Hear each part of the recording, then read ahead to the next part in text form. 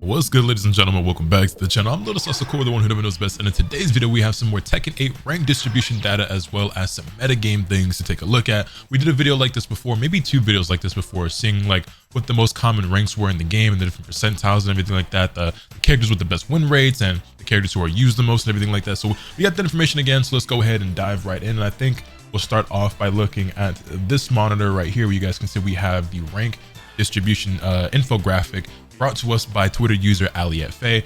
This graphic probably looks very familiar to you guys. Like I said, we've covered this before in a video and you guys seem to really enjoy those videos and those conversations and discussions about this data. So I figured we'd go ahead and take a look at it again. Now, something that we noticed the last time we took a look at data like this was that the red rank was probably the most common rank in the game, with Garyu, the first red rank, being the most populated rank, and that remains the case. What you will notice, and that what we'll take a look at in detail in just a moment here, is that you're seeing less people in the ranks in like, you know, green, yellow, orange, and more people in like red, purple, blue, so on and so forth. Obviously, in the last, in the last time we took a look at this data, when we looked at God of Destruction, it still was at 0.00 because there just weren't enough players for the percentage to be higher than that yet. And now we see like 0.15%. But yeah, some certain trends that we noticed were like, obviously the red ranks were the most populated. The first rank of every color was usually where the most players within that rank were, except for orange rank, because people would bounce back and forth between Eliminator and Garyu.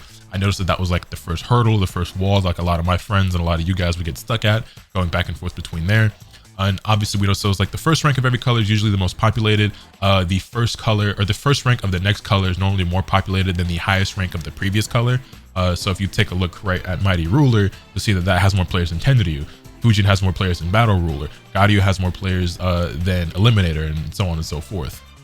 I think a big part of this is that because, especially when you start looking at like Garyu, Mighty Ruler, and Fujin, a lot of players are aiming for those ranks in specific as kind of like milestones, or like markers of some sort of achievement or success, or like, you know, I made this amount of progress, or I've gotten this good as a player, or whatever the case may be, before they either stop playing ranked altogether or they move on to a different character or just take a break or whatever. And I definitely feel that. I think it's okay to set those milestones or those goals for yourself, hit those certain ranks, and then, you know, feel the game out, mess around with some other characters, experiment, or just go train, practice, play with friends, go into casual modes, and so on and so forth. I think this data, while really fun to talk about, and obviously we all care about rank to some degree, I was gonna go on a spiel about like how the rank isn't everything, but we already know that. I've talked about that plain enough. I made a great video with VDX discussing that, but y'all ain't here to hear that. Y'all here to see the numbers and the stats and talk about the ranks and everything like that. So that's what we're gonna do.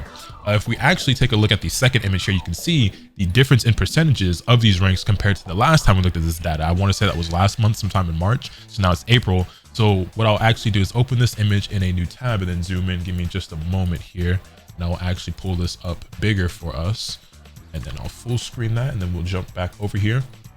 You can see we have what you'll notice is that the numbers for orange ranks and below are all red except for first Dan, but there's red percentages, you know, so indicating that these numbers are decreasing over time. And I think that's a common trend that you're going to see throughout the game's lifespan, where there might be some slight bumps here or there when there's like new DLC or new season or whatever, or like, you know, a really big creator does something and the game pops or whatever. And you're going to see an influx of new players, and these might see some bumps, but generally speaking, you're going to see like these ranks like decrease and then these ranks increase over time. So if we zoom in a little bit more, you can see some of the numbers. So like I don't know, let's take a look randomly. Like at the green ranks here at Brawler, there's a 1.51% decrease, and then a 0.97% decrease in Ranger, and a 1.9% decrease in Cavalry, and so on and so forth. You see the trend here where these ranks are decreasing as the red ranks and above are increasing. It does look like the majority of players are still in red rank, and I guess that's what you can pretty much consider average in this game, if you just want to think about like the skill levels of ranks. I know people care a lot about you know, what's considered average, what's considered good, what's high rank, what's low rank, what's intermediate, and I think that's something that varies a lot based on your own perspective or your own viewpoint of the game, or in things of that nature. Like, because for me, like, I'm a Bushin rank player, which puts me down here like with 1.09% of players, which has seen a 0.74% increase, and I'm part of that 0.74% increase. And like, I would consider this, I guess, like an intermediate level, but I know I mentioned something like that in one of the previous videos we made talking about this data, and I kind of got some pushback on that, where people were like, yeah, imagine considering like this small percentage of players like intermediate. And I'm not really here to have a debate or a discussion about it. We can agree to disagree. I still think that this should be considered like an intermediate level. And there's some things that the not quite factual Reddit user points out which did I mention earlier? This infographic comes to us from Elliot Faye, but she's using information that was gathered by Reddit user Not Quite Factual, and we'll take a look at that Reddit post moving forward here in just a moment.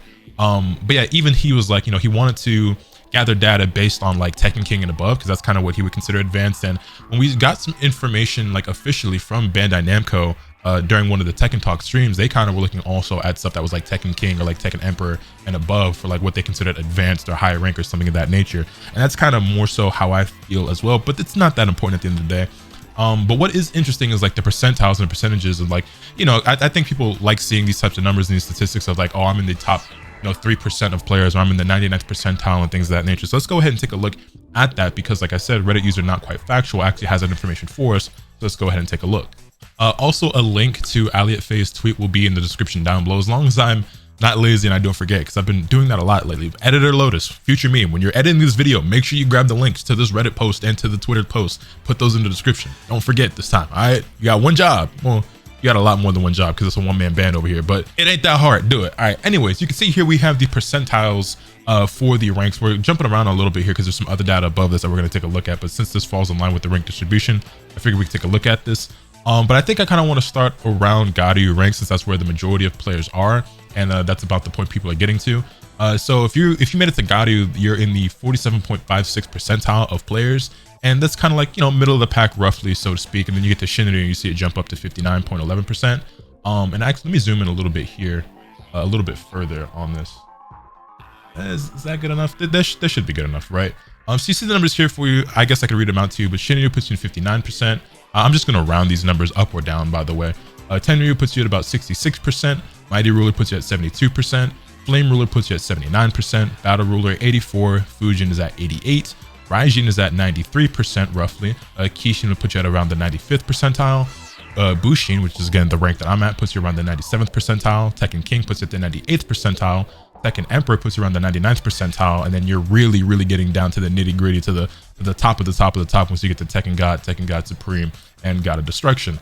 So I know that like statistically you want to say like, well, if you're making it to like, I don't know, let's say like Raijin, right?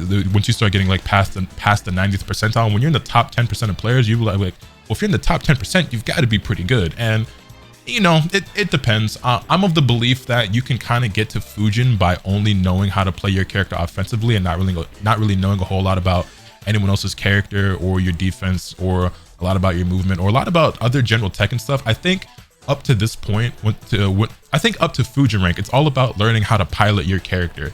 And then once you get to this point, you have to implement a lot of other things, and you could still probably brute force your way up to some higher ranks as well. And depending on the character that you play, that may be easier or harder than some other people. But it is a whole lot about learning how your character works up to this point. I think you can get to Fujin by only knowing things about your character and not knowing a whole lot else about the game or your opponents, right? But that's just a thought that I've had, and something that I just kind of wanted to quickly address. But yeah, obviously you could do the quick math yourself by just, subtracting these percentiles from 100. But if we scroll down here, I believe I saw somebody that already went ahead and did it for us. So if you are a Gairyu player, that puts you in the top 52% of players. If you're a Shinryu, that puts you in the top 41% of players. If you're a Tenryu, that puts you in the top 34%. Mighty Ruler puts you in the top 28%. Flame Ruler puts you in the top 21%. Battle Ruler puts you in the top 16%. Fujin puts you in the top 12% of players. And then once you get to Raijin, you're cracking that top 10%, and that puts you at 7%. Kishin is the top 5% of players. Bushin, which is where I lie, is the top 3% of players. Tekken King is the top 2%. Tekken Emperor is the top 1%.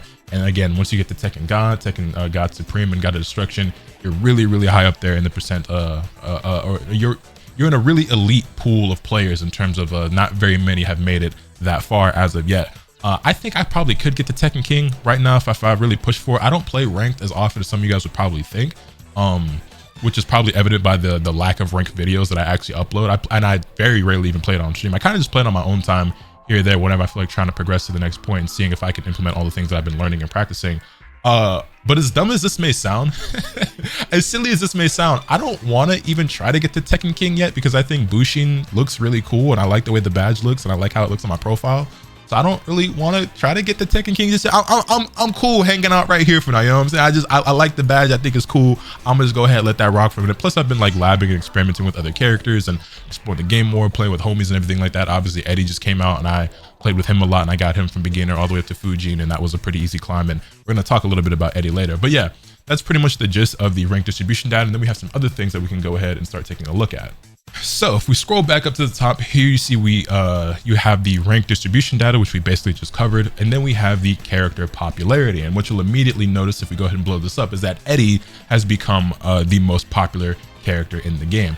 Now, I don't think this is like any surprise or anything super noteworthy. He's the shiny new toy. He's a DLC character that just released, so everybody, whether it's new players, legacy players, content creators, everybody's kind of checking him out, seeing what he does or whatever. Obviously, not every single person has the character because he is DLC. You do have to pay for him. He's extra. Everybody doesn't have the $8 he costs right now or the season pass. But for the most part, a lot of players are obviously going to check out the new character.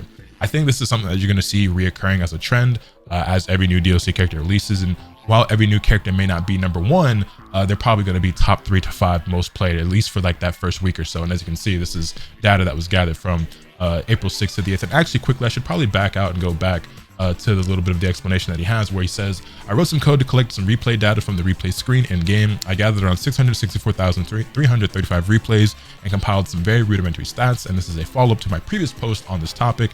And then he gives us these charts. And again, this is as of April. So this is just a few days ago. This was gathered on and posted on April 9th. And today is the 12th as of this recording. On my other monitor over here, I actually do have the old post from last month actually pulled up so that we can compare and contrast some of that data as well as we go along. But yeah, so taking a look back at the character popularity, I think I just opened this up in a new tab, but whatever. You can see that Eddy is number 1, with Jin coming in at number 2, King at number 3, Reina at number 4, and Hwarang at number 5, rounding out the top 5 most played characters in the entirety of the game. I'm still very shocked to see Hwarang so high on the list. I really do want to know what appeals to him so much about the character, because I know why I like him, and I also do wonder how much the influence of players such as myself as a content creator with a decent sized following, and then high level players like Speedkicks and Kwis, I wonder the influence they're having on the player base, and you know, having that character appeal to them and getting, because I've had a lot of people come to my stream or in the Twitch chat, in the YouTube chat, or in the comment section saying like, yo, I picked up this character because of you, or I picked up Tekken because of you, you make this character look so sick, and so on and so forth. And yeah, I think that's a great compliment. I think that's really cool, but you know, I don't think that I alone, or even like, you know, a few content creators have enough pull to drastically move Hwarang from where he usually is, which is more like middle of the pack, up to being like a top 5 most played character. I know that he's like really scrub killer, really noob stompy, and like easy to pick up, hard to master kind of character.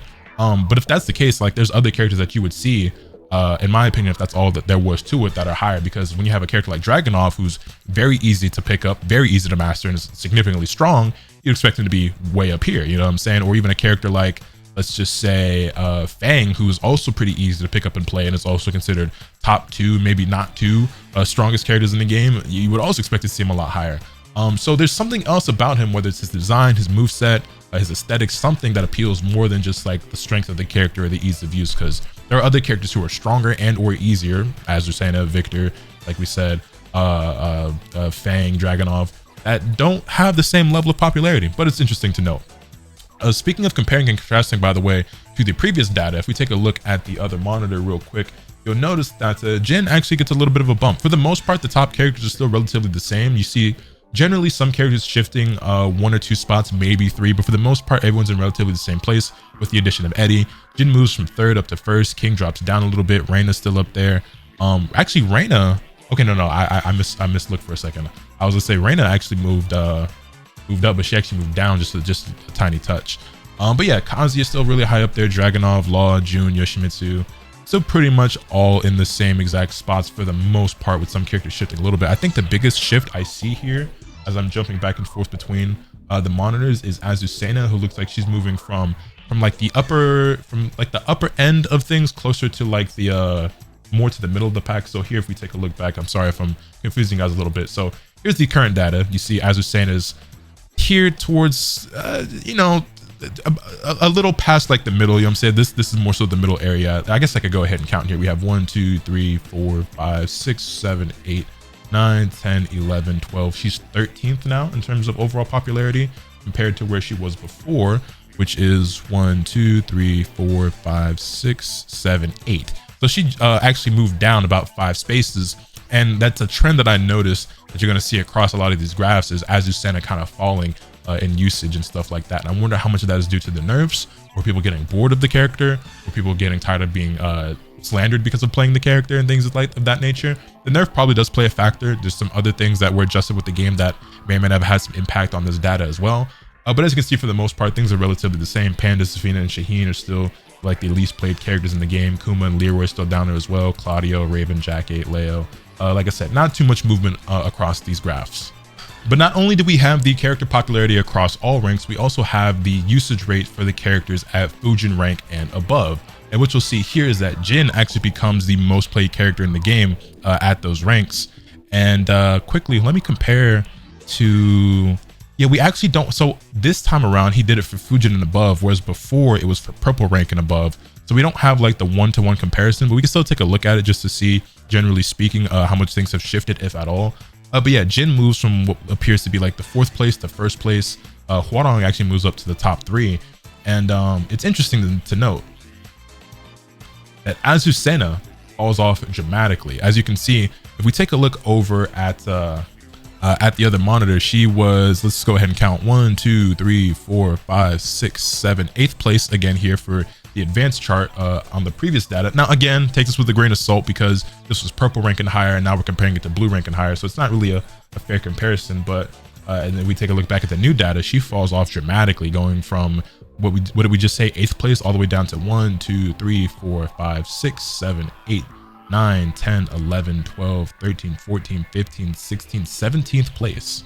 So it's a pretty big difference. Again, can't stress it enough. Not a one-to-one comparison because there's a very large difference in players here. If you even notice the count here on the side, this is for Fujin and above. So we tapping out at roughly around 650, maybe 700-ish players compared to the previous data, which had over 2,000 players in any given, up to 2,000 players for a character like Dragunov, because more ranks were included in the data.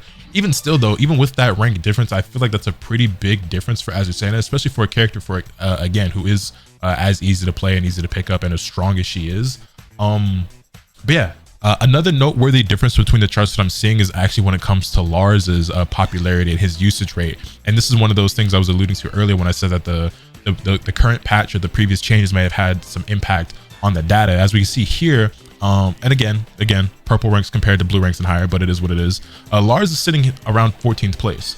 Whereas when we look at the new data, he jumps up several spots all the way up to 9th place. So he's moving up 5 positions. And I wonder how much of that is due to the fact that there's a difference in the rank data being compiled here, and how much of that is a matter of fact that he got buffed.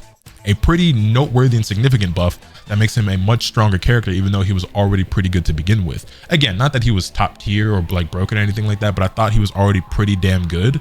And that buff made him even better and harder to deal with, and somebody that you have to respect even more. If you're unaware of the change that I'm referring to, they basically gave him some more plus frames and made one of his mix-ups even more potent and even more difficult to deal with than it already was. And yeah, it's just something that you kind of have to respect now. But yeah, it's interesting to note. Also interesting to note is that Eddy is actually not nearly as high as you would probably expect based on his ease of use and like his seeming character power. I think you're gonna see something kind of silly when we take a look at win rates later on. And I think a lot of people are having knee-jerk reactions to Eddy, and I think this comes more so from like the lower level or like the more casual, like newer players, because Eddy's a brand new character, okay? And historically, Eddy is a character that's probably harder to deal with at low ranks than he is to play at low ranks. And he's a character that's like, oh, you're just mashing 3 and 4, which people are just calling him Black Huarong, which I found insane. But the screwed up part about it is that now more than ever, he probably has reason for that comparison, and it might actually have some validity to it, because Eddy's much more of a mix-up character now than he ever was before. They've drastically kind of changed design. And I'm kind of getting ahead of myself, but basically Eddy has a really high win rate, and I'm seeing a lot of people saying that Eddy needs to be nerfed. And maybe he does. I can't say that for sure yet, but I do think it's a little bit too early to say, because he's only been out for a few days and he's a new character, and he's a really easy character to pilot. And like, obviously a lot of like low level players got beat up on by high level players because we had to start at beginner rank and stuff. So it's like, you know, I would take the data with a grain of salt when we get to it, but this is basically the popularity for the most part that we're currently seeing in the game. And so moving on here, we have the character win rates, and as you can see, Eddy by far and away has the highest win rate in the game. Now I know this looks crazy. This looks crazy at first glance, but again, you have to take this with a grain of salt. You have to keep in mind he's a brand new character, okay? Nobody knows the matchup yet.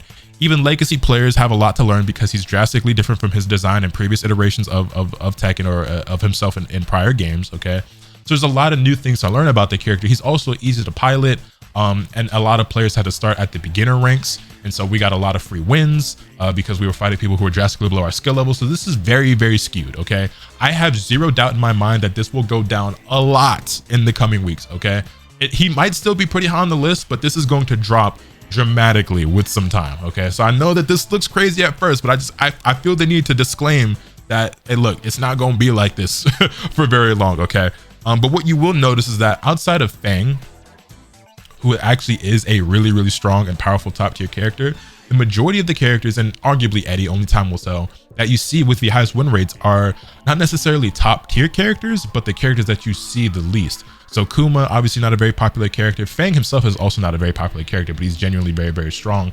Actually, I kind of feel the same about Alyssa. Alyssa typically not a super played character, but you know. And then we have Lars, who I'm noticing has jumped up quite a bit. If I can go find the win rates for him previously, let me go ahead and pull that chart up. Yeah, here we go. So I think one of the most notable differences when we compare these win rates, and this is across all ranks, right? So this data is a much more accurate comparison. You can see if we jump over to this monitor, Lars jumps up from what's about 10th place all the way up to 5th place. So once again, moving up 5 placements in his win rates. And again, I think that is a direct effect of the buff that he got in the most recent patch. I think that strengthened the character quite a bit. And I think Lars players are really, really enjoying that buff. I thought he was already a good character. He got even better. And I think the win rate reflects that. But we saw in the previous data that Fang, Kuma, and Elisa, and particularly Fang and Akuma, are all kind of like neck and neck for those top spots. And so I'm not really surprised to see that's still mostly the case when you look at the new data. It looks a little bit different because obviously you introduce Eddy, who's an outlier right now that just doesn't really count, but the data is there regardless. But outside of like Lars jumping up quite a bit, again, it's relatively the same when we're comparing previous charts where characters might shift 1 or 2, maybe 3 positions, but for the most part, it's still relatively the same.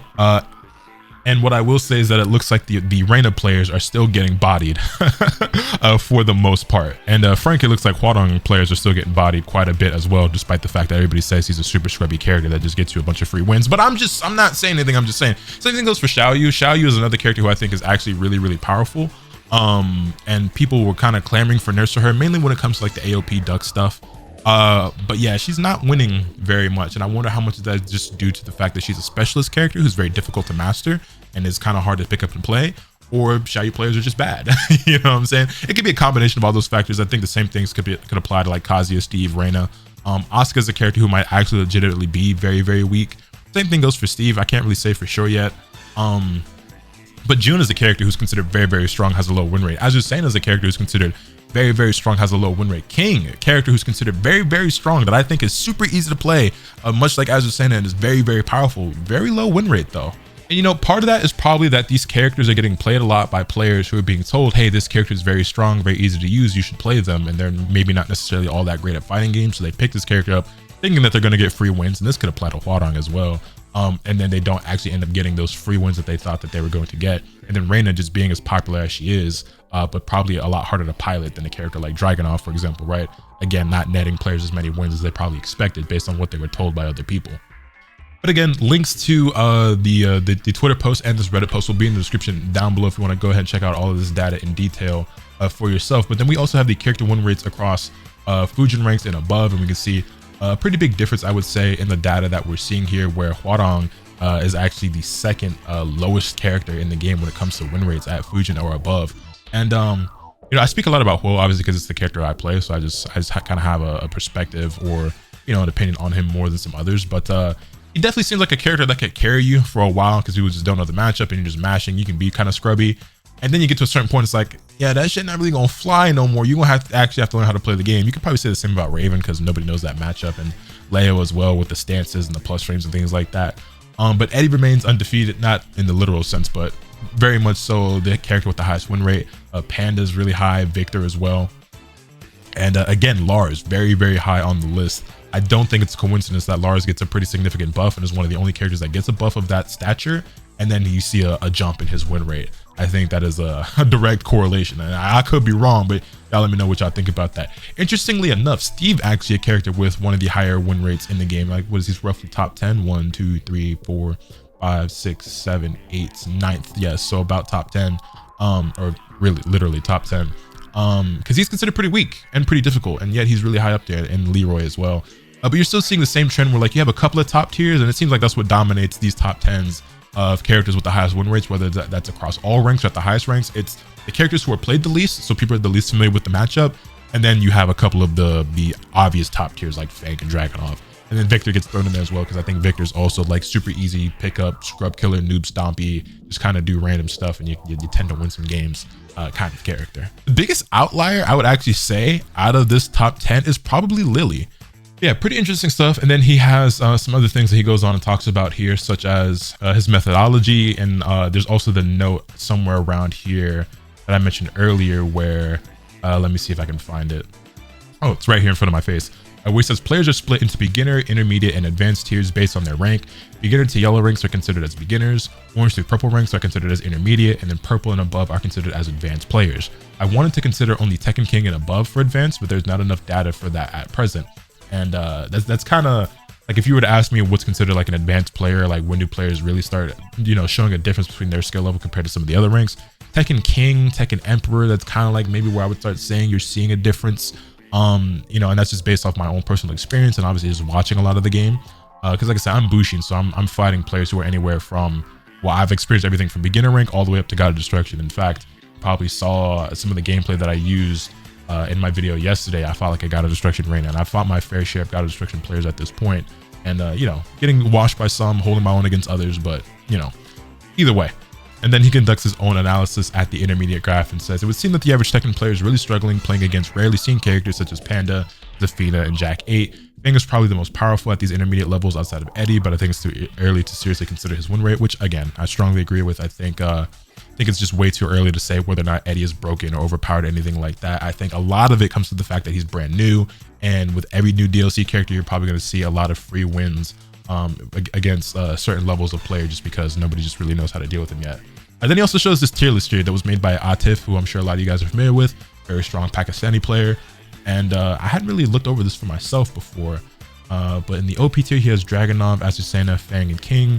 Strong, he has Jin, Reina, Xiaoyu, Jun, Devil Jin, Victor, Shaheen, interestingly enough, Lily, and Claudio. Then characters with strong 50-50s, so Law, Leo, Lars, Nina, Kazuya, Brian, Lee, Alyssa, Yoshimitsu, Hwarang, Jack 8, and Paul. Then we have the mild characters, which are Steve, Zafina, and Raven. And then he thinks Panda, Kuma, Leroy, and Oscar are the worst characters in the game. And I would say that this is generally what most people, I would say, feel about the game. There are definitely some outliers here. Like, I don't know how many people have Shaheen this high, but it's mostly because not a lot of people are playing Shaheen or fighting Shaheen. And then, yeah, I think also this looks a little interesting because he has a tier which, like, he doesn't necessarily call these characters mid-tier or say that they're average or like weak or strong. He just says that they have a strong 50-50, which, I mean, yeah, like that makes sense.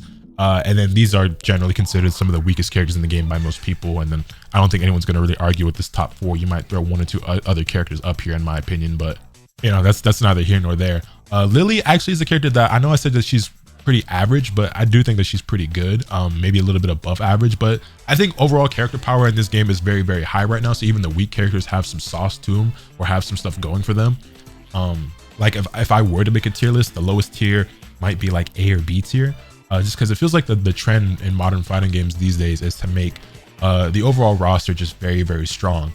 Now, as obviously with any game, there's going to be tiers and there's going to be characters who are stronger than others, so you're going to see and feel and notice a difference.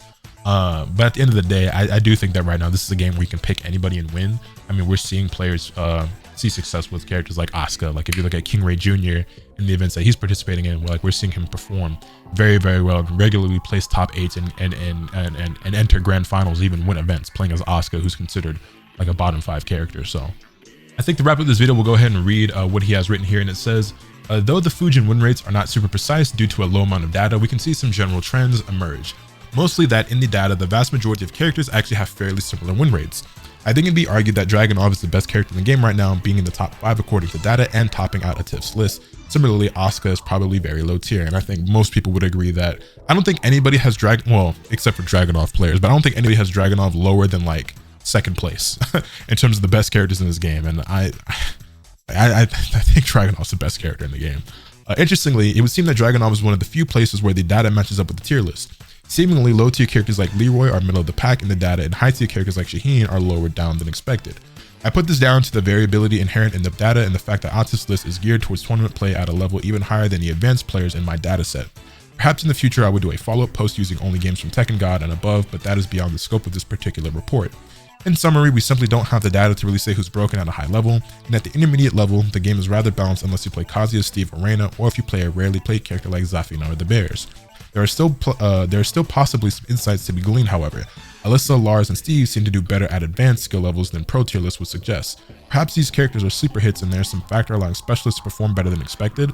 And if you want my opinion, I think Alyssa and Lars are very, very strong and kind of underrated right now. I think people are starting to catch on to how strong Alyssa is and Lars. I mean, after the buff, I think a lot of people think he's kind of dumb right now.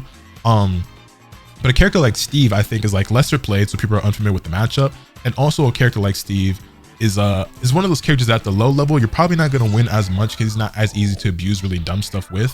And by the time that you're probably a player who's getting him to a higher rank, you probably know a little bit more about what you're doing in terms of not only just how to pilot your character, but how to play the game in general.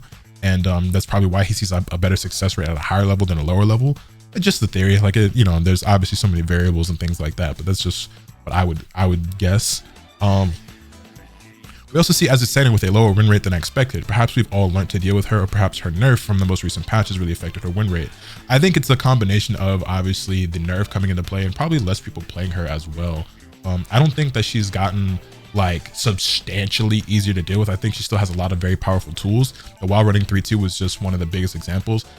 It's funny too because like that's the thing that has all the focus, but like she still has like a really good 10 frame punish into stance that gives her mix up, and then still has like down forward 1-4. Like that string is still really good. The 1-4 jailing, and then obviously you have like the follow-ups after the 1-4, whether that's like the you piano 1-2, or you do the counter hit launcher, whatever you want to choose there, or you do nothing into stance, or whatever the case may be. She's still very, very, very strong. We're probably still going to see a lot of her in competitive play, unless this hot fix that's coming soon that nerfs her even further is like really, really crazy, and people are just like, oh my god, this move is unusable. But even still, like I said, she has other good moves. Anyway, finally we see that Xiaoyu has a low to middling win rate at all skill brackets. It thus remains my completely Finally, we see that Xiaoyu has a low to middling win rate at all skill brackets. It thus remains my completely unbiased opinion as a diligent member of the Ling Nation that Xiaoyu is a fair and balanced character who does not deserve nerfs. And yeah, I'm not really the one of the people who are like begging for Xiaoyu nerfs right now. But yeah, that video actually went on longer than I expected it to. Also, I'm like falling back further and further in my chair. Let me sit back up. But yeah, man, I always find data like this very interesting to go over and to talk about, and I think you guys do as well. That's why I figured I would cover it in today's video. So hopefully you enjoyed. And yeah, it seems like we're definitely seeing, for the most part, things relatively remain the same with DLC shaking things up. And we're seeing a change in data of characters who've been directly affected by buffs or nerfs to some degree. And looking at Azucena and Lars, for example, right? But yeah, man, hopefully you enjoyed this video. Let me know your thoughts in the comment section down below. Hit this video with a like if you enjoyed, subscribe if you haven't already, so you can stay tuned for all this content that I'm bringing you. But with all that being said, that's pretty much off today. Remember, nothing can happen until you swim bad. Later.